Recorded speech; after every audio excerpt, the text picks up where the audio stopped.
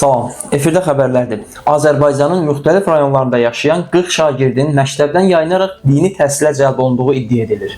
Bir neçə gündür bu məsələ sosial şəbəkələrdə ciddi müzakirələr obyektinə çevrilib və bir mənalı qarşılanmayıb. Belə ki, Beyləqan rayon İlham Quliyev adına Mil qəsəbə tam orta məktəbinin direktoru Pərvanə Quliyeva müxtəlif rayonlardan şagirdləri sözü gedən məktəbə qeydiyyata salıb. Ailələr bunun üçün 1500 manat ödəyib və uşaqlarını dini məktəblərə təhsil almağa göndərdilər. Azərbaycanda dini məktəb varmı? İcbari təhsildən yayınıb dini təhsil almaq hansı təhlükələrdən xəbər verir? Yerli mediaya danışan təhsil eksperti Kamran Əsədov deyib ki, sözü gedən iddia realdırsa, bu təkcə qanunsuzluq deyil, açıq-aşkar cinayət əlamətidir.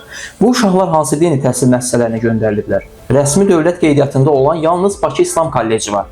Bütün digər dini tədris ocaqları ya qanunsuzdur, ya da xarici təsirlə fəaliyyət göstərən qeyri-rəsmi strukturlardır. Bu uşaqlar belə dini kurslara göndərilirsə, bu artıq Azərbaycanın dini təhlükəsizliyi və suverenliyi üçün ciddi siqnaldır. Çünki bu cür qapalı dini tədris mərkəzində verilən təlim əksər hallarda ideoloji beyin yuyulması xarakteri daşıyır.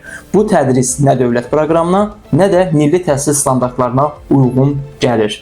Dəqiq desək, bu uşaqların dövlətin nəzarətindən çıxarılaraq hansısa dini qrupların nəzarətinə verilməsi deməkdir. Sizinlə mən Şahin Seyidov, Azərbaycan Yəhudi Mediası. Unutmayın ki, xəbərdar olmaq sizin hüququnuzdur.